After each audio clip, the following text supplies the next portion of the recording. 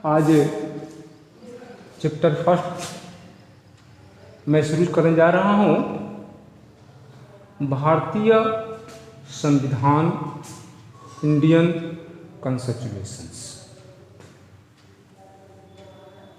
आज़ादी के बाद हमारा अपना कोई संविधान नहीं था। अब हमें कॉन्स्टिट्यूशन की आवश्यकता क्यों पड़ी? किसी देश को चलाने के लिए संविधान की क्यों आवश्यकता? कॉन्स्टिट्यूशन मतलब होता है कुछ उसमें ऐसे नियम बना जाते हैं जिसमें सबका हित और सबकी भलाई हो। क्योंकि हमारा देश डेमोक्रेटिक है, प्रजातांत्रिक है, इसलिए हर देश के लिए अपना अपना अलग सा कॉन्स्टिट्यूशन होता है। और भारतीय संविधान को बनाने में बहुत लोग भूल कर जाते हैं कि नहीं, डॉक्टर भीमराव अंबेडकर ही अकेले बनाए थे, लेकिन इस बात का पक्का साबुत है कि भारतीय संविधान को बनाने में 300 लोगों ने अपना भागीदारी निभाई थी, जिसमें लगभग कम से कम 100 महिलाओं का भी योगदान रहा है। और सिचुएशंस आज़ादी के बाद लगभग 3 वर्ष में यह बनकर के तैयार हुआ और 26 जनवरी 1950 को हमारे देश का अपना संविधान लागू हुआ,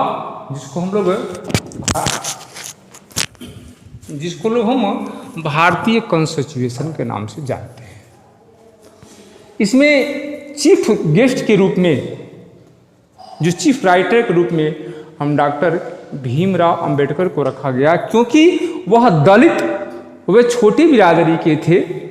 और हमारे जो पॉलिटिकल थे, जो हमारे इतिहासकार थे, उन्होंने कहा कि अगर सभी लोगों का नाम दिया जाए तो संभव, इसलिए उन्हें प्रमुखता के रूप में डॉक्टर भीमराव अंबेडकर का नाम दिया गया। इसलिए सभी लोग कहते हैं कि डॉक्टर भीमराव अंबेडकर ने ही भारतीय संविधान की रचना की है। लेकिन ऐसा देखा गया तो ऐसी बात नहीं है। संविधान को बनाने में लगभग 300 लोगों ने इसमें हिस्सा लिया था। अब हम इसकी बात करते हैं, कॉन्स्टिट्यूशन क्यों बना, भारतीय संविधान क्यों बना, इसके कितने उद्देश्य थे।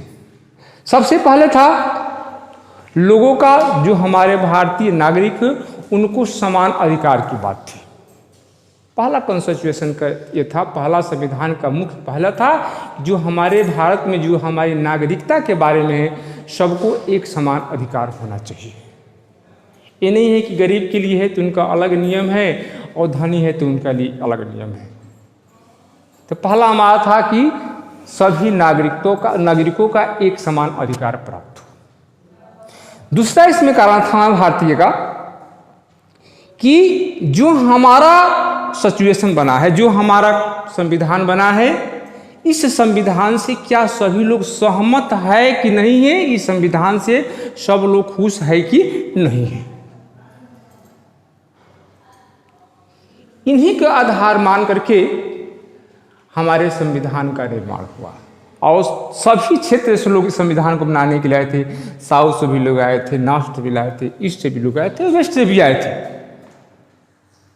और इन लोगों ने मिला करके, क्योंकि वहाँ के जो सामाजिक, जो रूरल एरिया है, जो शहरी एरिया है, सबको देखते हुए उन्होंने एक बहुत सोची समझे तरीके से इसका निर्माण किया। क्योंकि अंग्रेजों के जाने के बाद हमारे देश में सबसे पहले तो अंग्रेजों ने एक चीज़ यहाँ पर करके गया, डिवाइड एंड द रूल, फूट डालो और राज करो।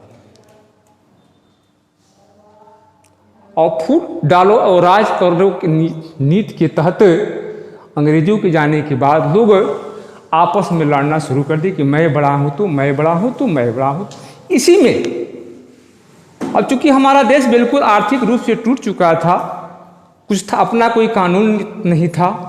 और तो चूंकि उस समय हमारे अंबेडकर महोदय भी आए थे, विदेश से पढ़ करके आए थे, और उन्होंने कहा कि नहीं, हमें अपने देश का अपना संविधान लागू करना चाहिए। इन्होंने तमाम बुकों से खोज करके भारतीय संविधान का निर्माण किया गया है। यही कारण है कि भारतीय संविधान में सभी देशों का कुछ न कुछ कानून नियम अपने यहाँ मिलता है, और यही कारण हमारा देश का संविधान बिल्कुल लचीलापन है, इसमें अस्थायित्व नहीं रह गया है।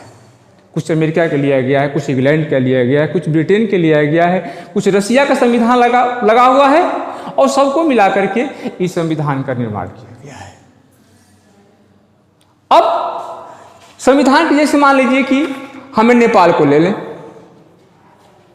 नेपाल के लोग अपना संविधान करने के लिए 2015 में लोग नया संविधान का निर्माण किया। कहा कि भाई जो राजतंत्र व्यवस्था उसको खत्म कर दिया जाए। राजतंत्र को खत्म करने के लिए वो ओली सरकार को गिरा करके उन्होंने 2015 में अपना नया संविधान लागू किए और पूर्ण रूप से नेपाल प्रजातांत्रिक रूप से खड़ा हुआ। क्योंकि इतना होने के बावजूद भी आज भी जो वहाँ की व्यवस्था है, जो संघीय व्यवस्था है, राजा के हाथ में ही चलता है। अपने यहाँ क्या है, उनको तो बहुत दूर कर दीजिए, अपने यहाँ है तो सबसे पहले उन्होंने अपने यहाँ संघीय व्यवस्था शुरू हुआ।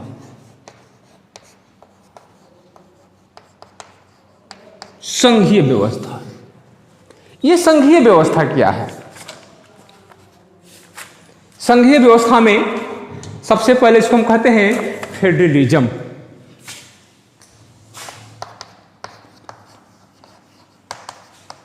फेडरलिज्म संघीय व्यवस्था।